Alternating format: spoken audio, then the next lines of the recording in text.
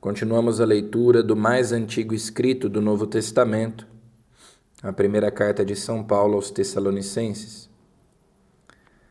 E hoje, São Paulo trata do mistério da morte.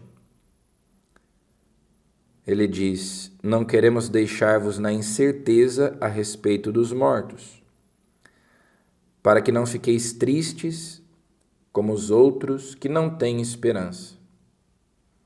Se Jesus morreu e ressuscitou, de modo semelhante, Deus trará de volta com Cristo os que através dele entraram no sono da morte.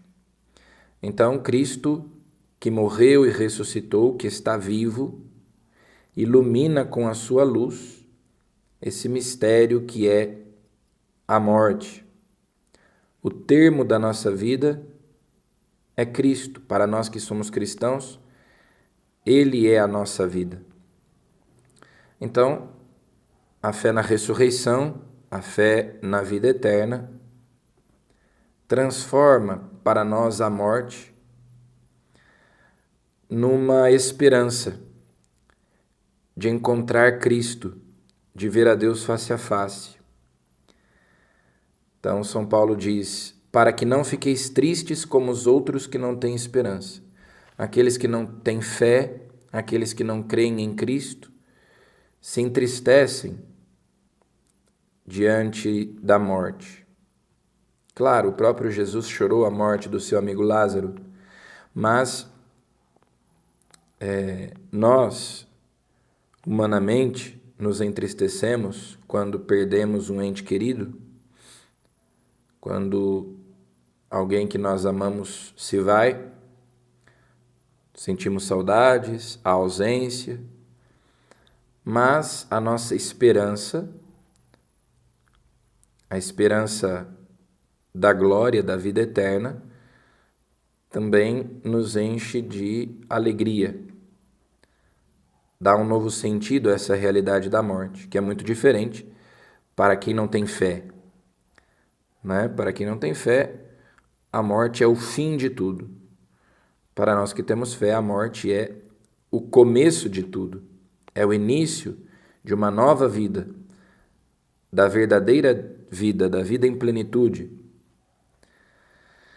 E nós que até sábado estávamos lendo o Evangelho de São Mateus, a partir de hoje começamos a ler o Evangelho de São Lucas. Então, ao longo do tempo comum, nos dias de semana, nós vamos lendo os evangelhos e agora começamos a fazer uma leitura contínua do Evangelho de São Lucas. E começamos lá pelo capítulo 4, quando Jesus, na sinagoga de Nazaré, sua cidade onde ele se tinha criado, lê o livro do profeta Isaías e diz: hoje se cumpriu esta palavra da Escritura que acabastes de ouvir. O Espírito do Senhor está sobre mim, porque Ele me ungiu. Então, em Jesus se cumprem as Escrituras. Todas as promessas, todas as profecias contidas no Antigo Testamento se cumprem em Jesus. Não apenas essa palavra de Isaías, lida por Jesus, mas, como diz Santo Agostinho, o Novo Testamento está latente no Antigo, ou seja, está escondido. O Antigo Testamento fala de Cristo. Porém, os nazarenos, que conheciam Jesus, conheciam a família de Jesus, não conseguem dar o salto da fé, porque para eles Jesus é o filho de José. Então eles não conseguem dar aquele passo de reconhecer que Jesus é o Filho de Deus. Para eles Jesus é apenas o carpinteiro, o filho do carpinteiro. E por isso, num momento ficam admirados com as palavras de Jesus, encantados, e no outro querem atirá-lo de um precipício, querem matá-lo, não conseguem dar esse salto.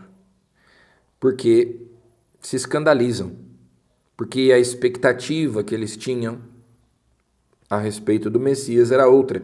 Jesus é o Messias esperado, mas ao mesmo tempo é um Messias inesperado.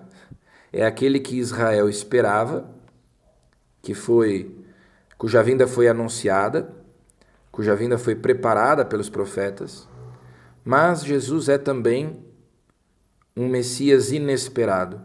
Não corresponde às expectativas de muitos dos judeus. Então, os habitantes de Nazaré veem Jesus de um modo humano e não conseguem, por isso mesmo, ter fé que Jesus é o Filho de Deus, que se fez homem, que Jesus é o Messias. Peçamos então a graça de acreditar, mesmo quando a palavra de Deus, mesmo quando os planos de Deus não correspondem às nossas expectativas.